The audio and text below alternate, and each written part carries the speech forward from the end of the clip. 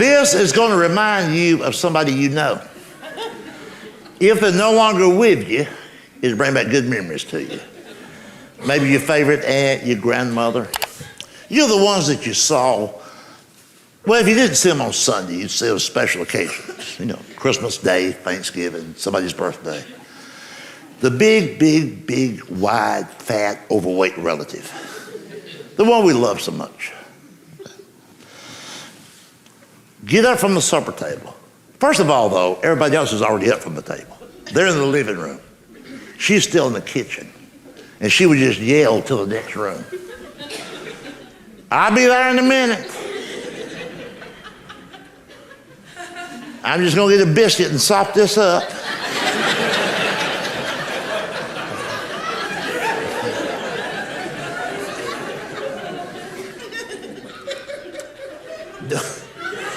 That could be what's wrong with the country.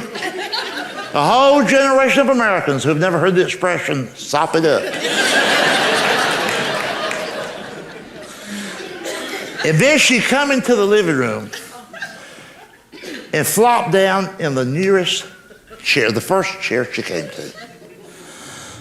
And to a little kid, it always looked like it was in slow motion. Because we always thought for sure the chair was going to break. She'd come in, she'd be like a...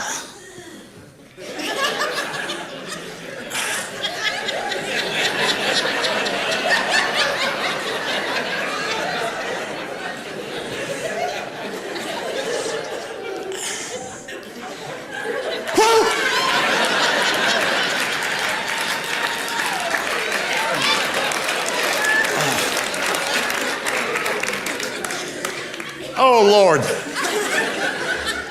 I ate more than I planned to.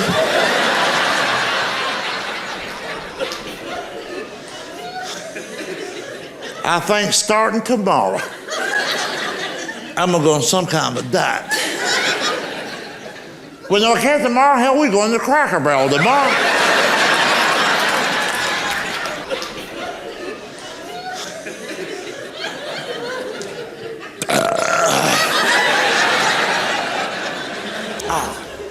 I don't know why meatloaf lays on my chest. Seems like it's right there, won't go no further.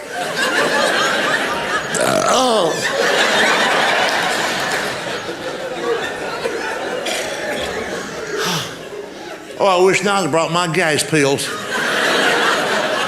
I didn't know you put onion in your meatloaf.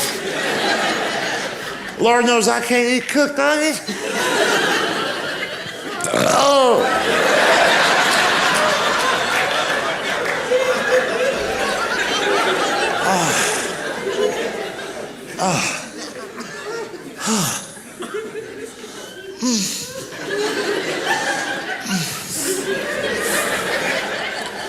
I could have a hiatal hernia.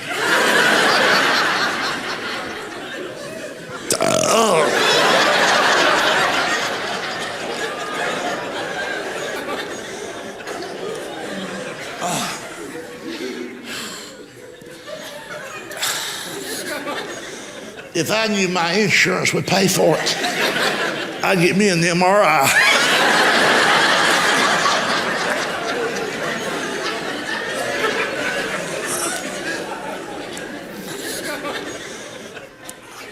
Because sometimes the x-ray don't show everything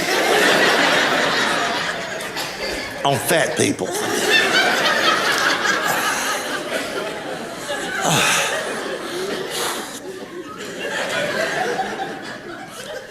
If y'all would wait a few minutes, I'd help with those dishes.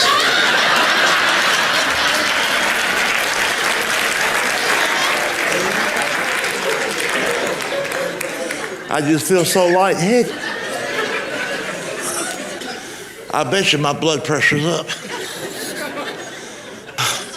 I had no business eating all that salt. Oh.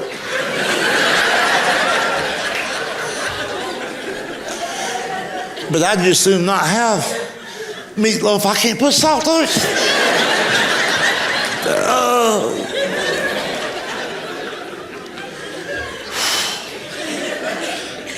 I tried some of that no salt, but it just didn't taste like salt.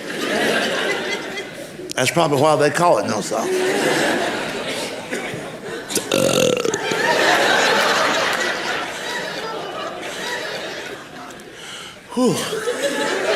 Is it hot in here or is it just me? I swear I'm soaking wet.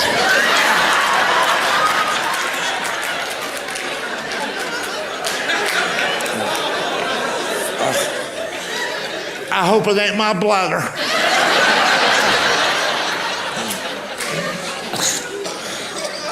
Oh, I'm stuck to the chair.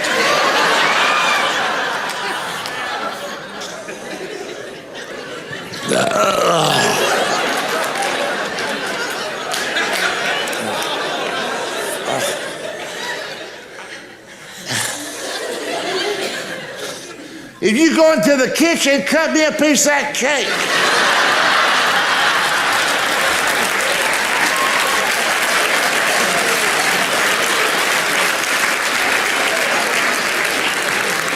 Just a little piece.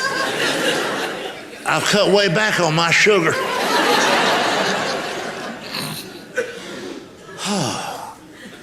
I need to get up and walk around. I would if my feet weren't swollen. I don't know what causes that. I might be allergic to something. I hope it ain't bread. I don't believe I can eat without bread.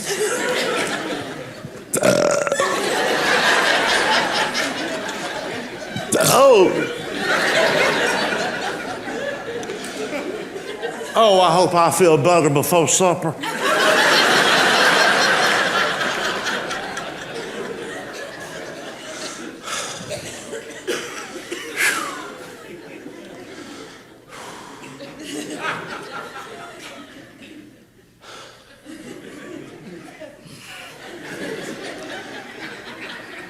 I'm good minded to change doctors.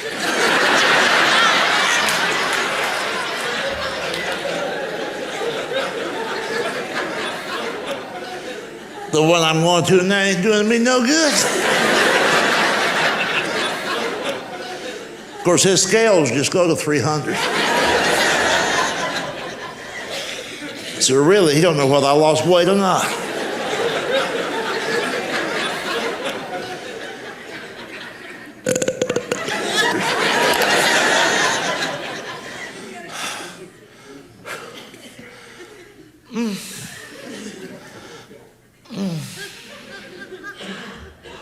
Don't throw that cornbread out. I'll take that home with me. Because Lord knows I don't feel like cooking.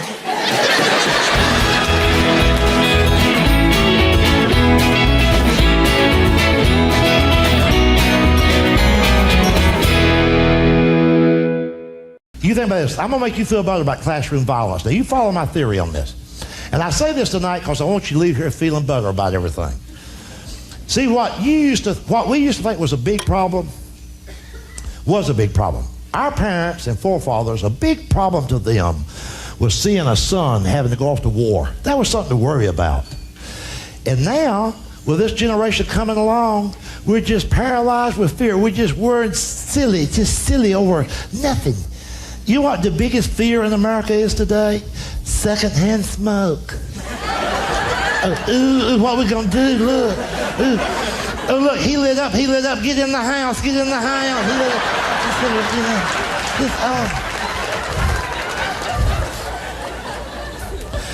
I've been all over the country, and I know that there's more good people out there than bad. I know there is, because I've been all over the place. Just we think everything's out of control because we don't want to take responsibility no more. Like this classroom violence. Now you figure this out. This is going to make you feel good, because I don't think there's no problem to that at all.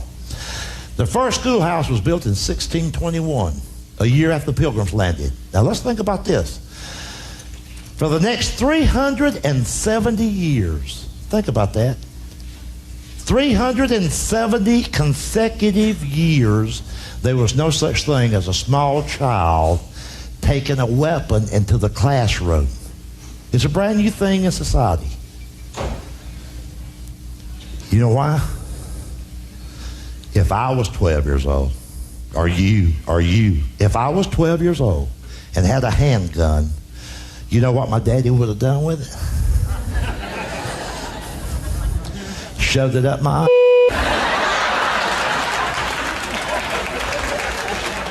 and then he'd have dared me to But my daddy was a man. He had a backbone like a steel rod, and he was in charge. I'm the only person that can tell you the exact day classroom violence will end. The day the teacher shoots back.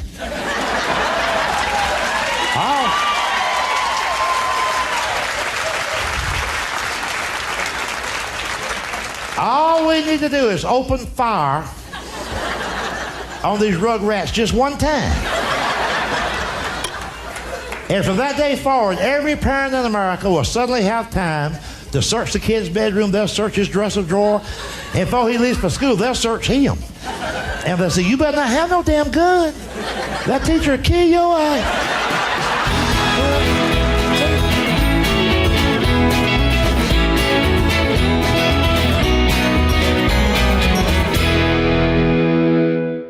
Tell you about the first pooper scooper law in America.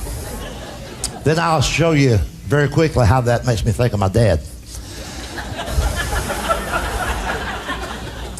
First pooper scooper law was in Massachusetts. And here's what happened. There's this young couple lived next to an older man, and he had a Doberman.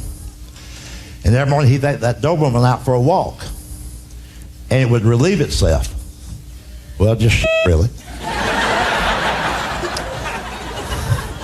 Right there on the sidewalk, there's this young couple's mailbox. Every time they went out to get the paper or the mail, they'd step in dog shit. And then being a modern couple, and him a sensitive male, a young sensitive male, he started whining to the city council. Just whining. My neighbor's dog is in my yard. Please pass a law. Could you pass a law and help us? Could you help us? 2 years later, we had the first pooper scooper law in America. But here's the point to the story. For 24 long months, while this young couple was waiting for somebody to pass a law, they had to walk around dog just to get the mail. 2 years. You know what my daddy would have done? You know what my daddy would have done? He'd have gone next door and told that man that dead dogs don't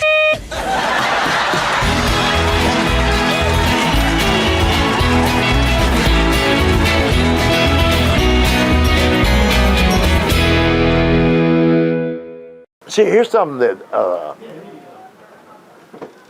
civilians don't recognize. A civilian is a person that's not in the business. Comedians who are household names right now. Tim Allen, Roseanne, Drew Carey, all those guys started out as MC. I mean, you don't just get out of college one day and say, okay, I'm a comedian, knock on somebody's door, fill out an application, and say, I'm a headliner, will you hire me? It don't work that way. It's a very unique occupation. I mean, you can't go to class and learn it. You can't get a degree.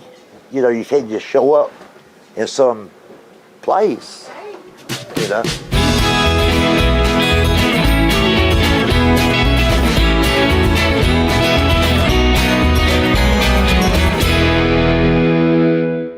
Is it just me, or does it seem like tornadoes in the news more than they used to be?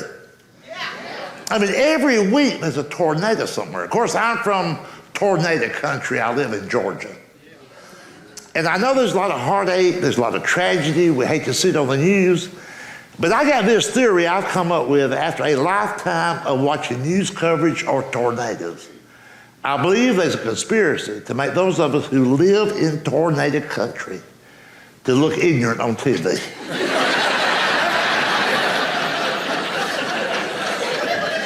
Don't you find it odd that after thousands of tornadoes, thousands of destroyed homes, Over the years, they never can interview anybody that's been to the dentist.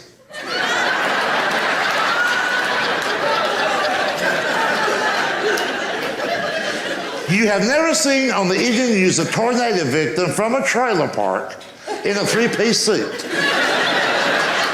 a monogrammed shirt, going, yes, this was rather devastating.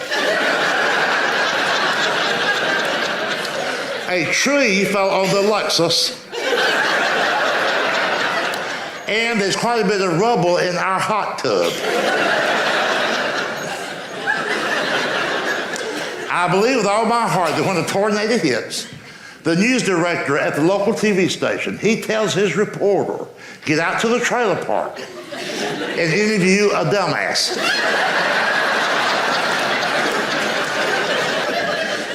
And try to find one who's married to a fat woman.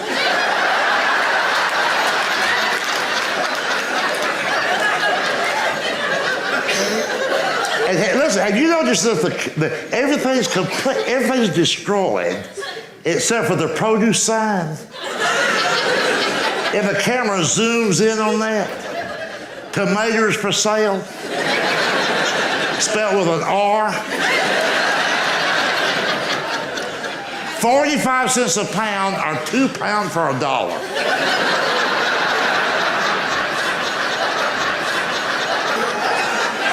Now the whole world knows we can't spell, and hell, we can't add either. And here's the couple they interview. The husband, the head of the household, he's always real sickly, anemic looking, real frail, like 112 pounds. 108 without the belt buckle.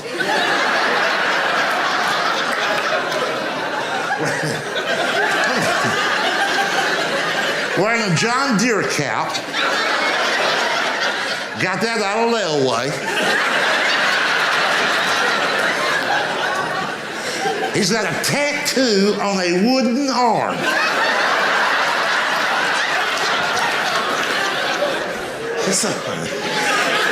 He saw a sign at the mall, tattoo it while you wait. He said, hell, I ain't gotta wait.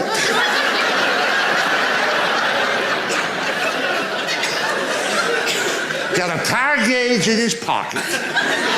That's in case the trailer don't seem level.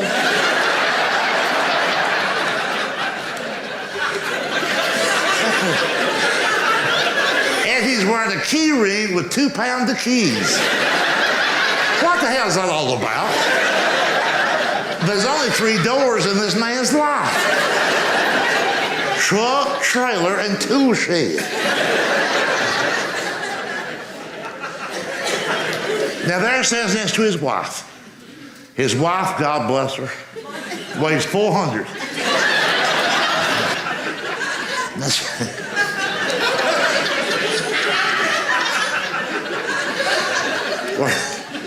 Wearing those tight polyester pants. You know, little irrigation ditches and all.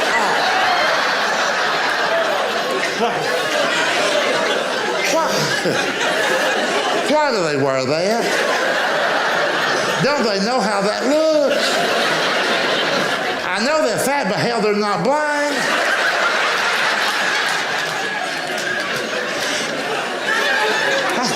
How can a 400-pound woman put on tight polyester pants, then look in a mirror and go, all right?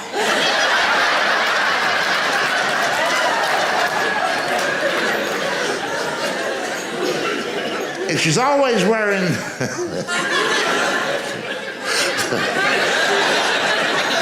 I just thought of this, I'm gonna throw it in.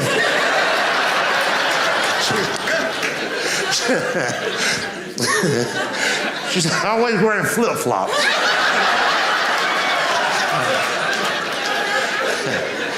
Because she thinks her feet are her best feature. And sadly, she's right about that.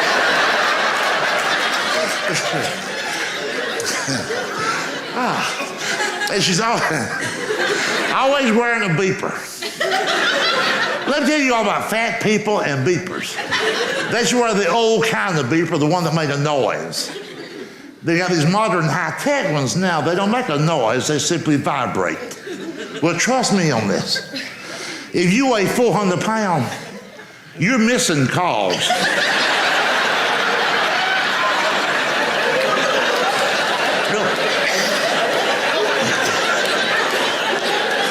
You'll feel something, you'll just think it's sweat, you know.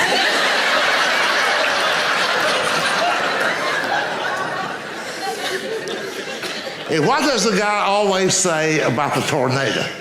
I thought it was a freight train. There's not a railroad track within 100 miles. But this rocket scientist thinks the locomotive just made a left into his driveway. Folks, look, I am not the smartest guy in the world. But I can tell you this, if I was sitting in my den at home and just thought that there's a train somewhere near my mailbox, my financial would be out of there.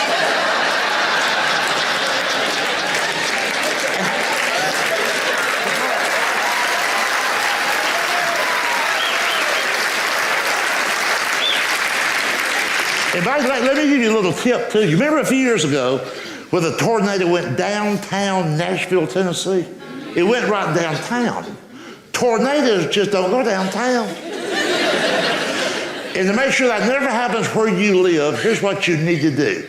On the outskirts of your city, put up a decoy trailer park.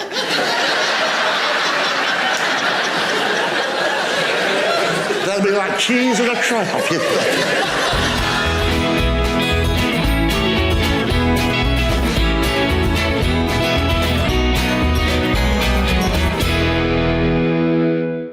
You and I are supposed to pretend that we're concerned about the homeless.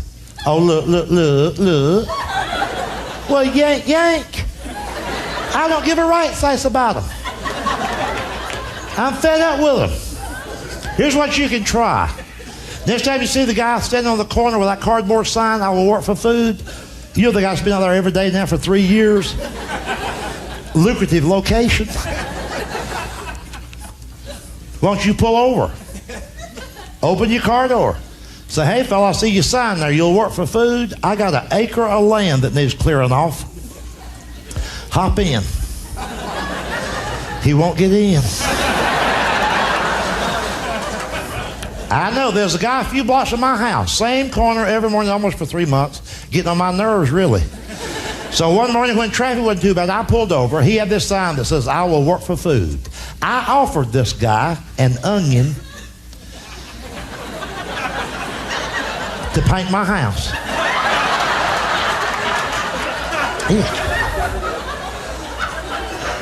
He gave me the finger. So the homeless can be rude. You know? Hell, it was a Vidalia.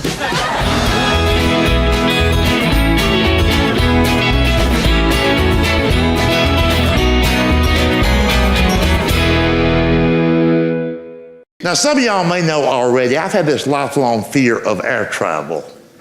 I don't mind flying, say, once a year, just to catch up on my drinking and my praying.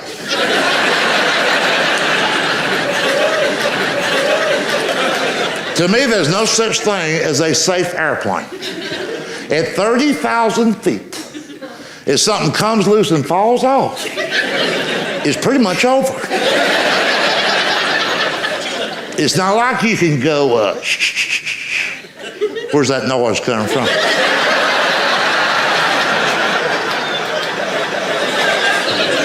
I'm going to pull off up here and see what that is.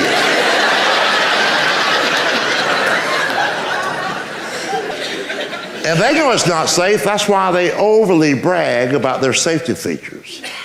They seem to be especially proud of their flotation seat. Every single flight, regardless of the destination, they talk about the flotation seat. Even got a video they show the passengers now, where it's located, how to use it, how to get to it, how to strap it on. That's going to save our life if they make an emergency landing in the ocean. And see, psychologically, if they know what they're doing, that makes us feel better just knowing that's on the aircraft. But then if we stop to think, I'm like, well, hell, I'm taking off in Georgia.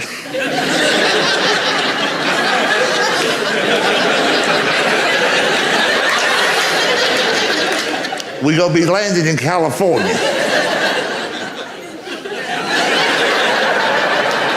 There ain't no damn ocean. If you want to make me happy, show me a seat that's going to bounce out of a cornfield.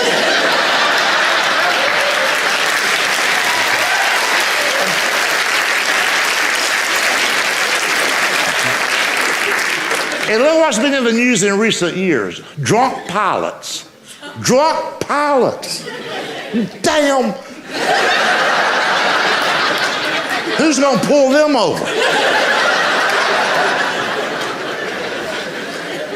By the way, next time you get up there, next time you're on a plane and they come around and take your drink order, just say, I'll have whatever the pilots are having. They don't like that.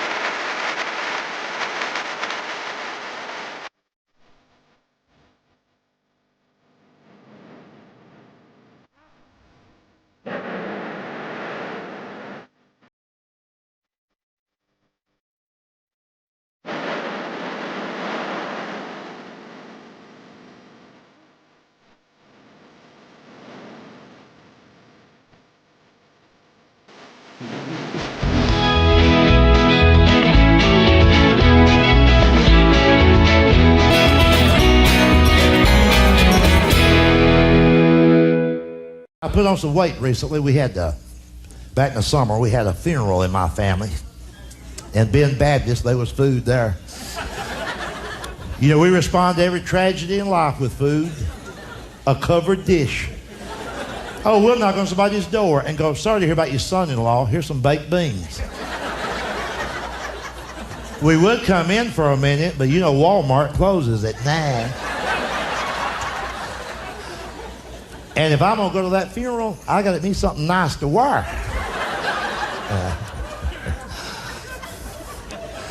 This is what I've told people over the years, is they would ridicule me about my fear of flying. And you've heard this logic too. They'll always go, you know, more people die in car wrecks than they do plane crashes. I go, so? That's the way I want to go.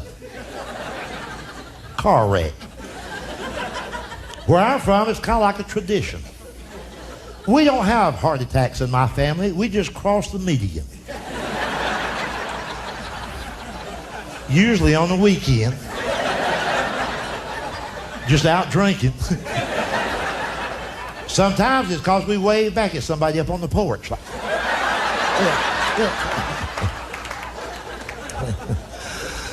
well, see, let me tell you something. At least if you die in a car wreck, they can always retrieve the body. And being Baptist, we need that. You give us something to embalm and some tater salad, we can have a funeral. This ashes in an urn ain't for us. Oh, no, we're going to throw dirt on somebody.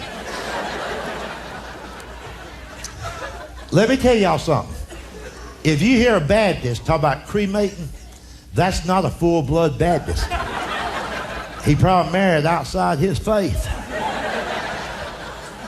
If a Baptist talks about burning something, it's going to be biscuits or leaves. It's not going to be Uncle Larry. Could you imagine us even talking like this? Somebody going, well, I hear your grandfather passed away. What kind of service y'all going to have? Well, here's what we thought we'd do. Since we cook out a lot anyhow.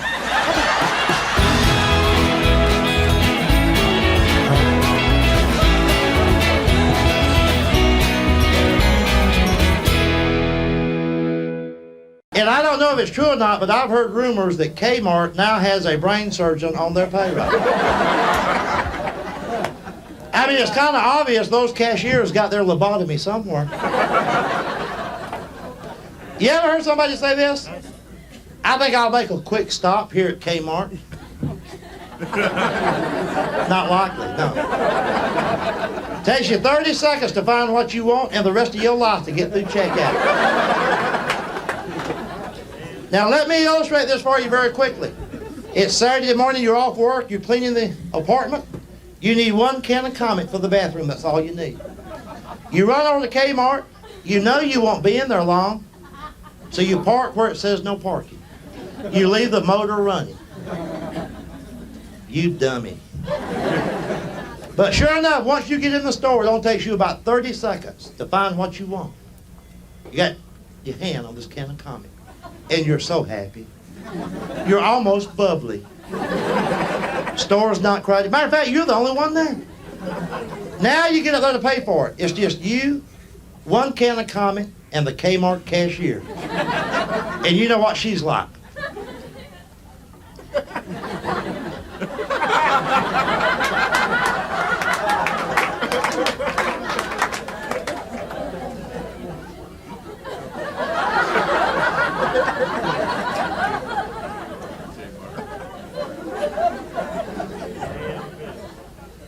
Sir, these are 2 for $1. And you just got one. Well, of course she's stumped. What a math problem. Customer assistance, register 1.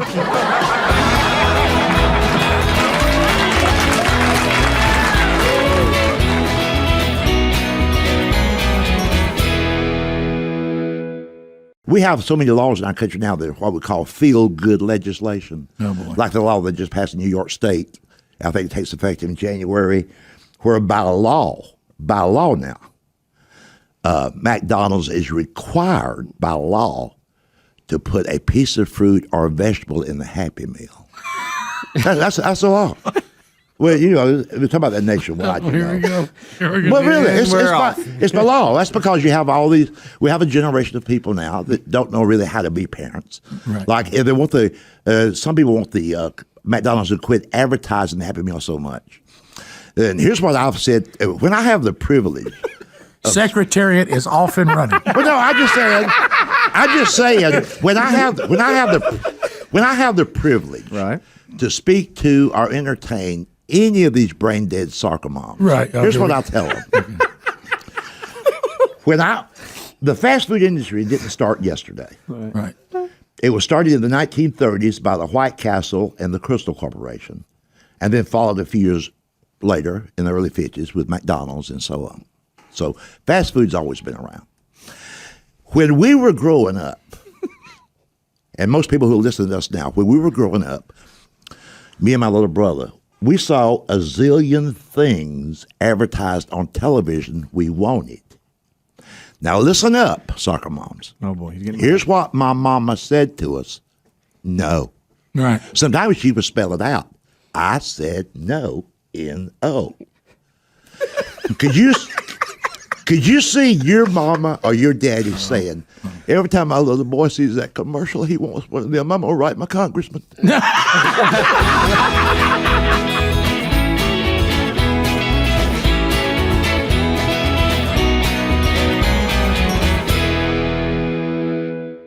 And as you hear these Democrats and Republicans debate both sides of everything, and your minister even, or your governor and mayor and all like this, trying to figure out how come the kids are out of control and they used to didn't be that way and what can we do?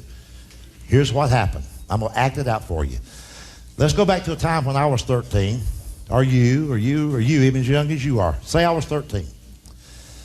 And I get up in the morning, walking down in the kitchen area. My father, we were sitting at the breakfast table, my fat-ass father, in his boxer shorts.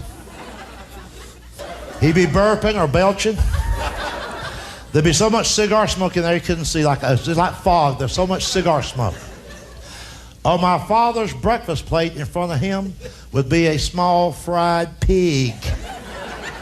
Pork, damn it, pork, fried pork. That's what's wrong with this country now. We've got a whole generation of Americans who have never heard the expression, sop it up. So you have that greasy breakfast, a lot of bread, white bread. You hear me? Damn white bread.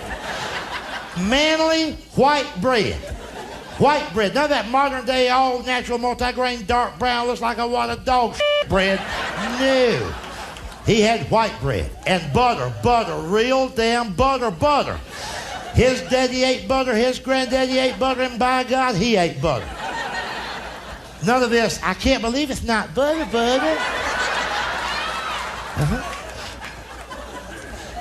And guess what they got for some of you young guys now? You young guys, those of you who go over to Applebee's or TGIF Fridays and pay $7.95 for their stir fry. You know what stir fry is? Cauliflower, carrots, and broccoli. Same shit my daddy used to give to the hogs.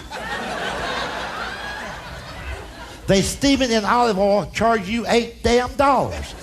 Not only are you a wuss, you're a dumbass.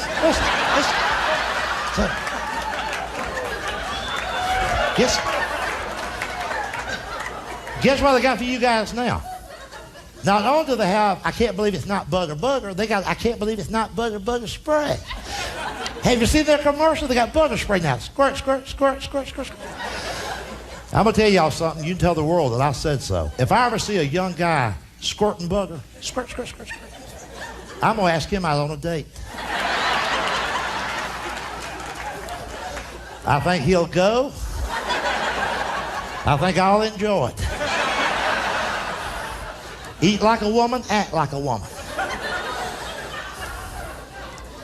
And my daddy would be eating a jar of jelly, a whole jar of jelly. None of this modern day $7 a pint, all natural fruit spread. My daddy had sugary, teeth rotting damn jelly. 49 cents a gallon. But anyway, here's the point. When he would catch a glimpse of me out of the corner of his eye, coming out of the bedroom, my daddy would start talking to me without even looking up from the plate. He said, boy, don't you even look in the kitchen because you're not going to eat this morning. You should have got your butt out of bed when your mother started calling you an hour ago. Now, why don't you grab those school books and get out by the highway and wait on the bus? Because if you miss school one more time, you ain't going to live to be 13.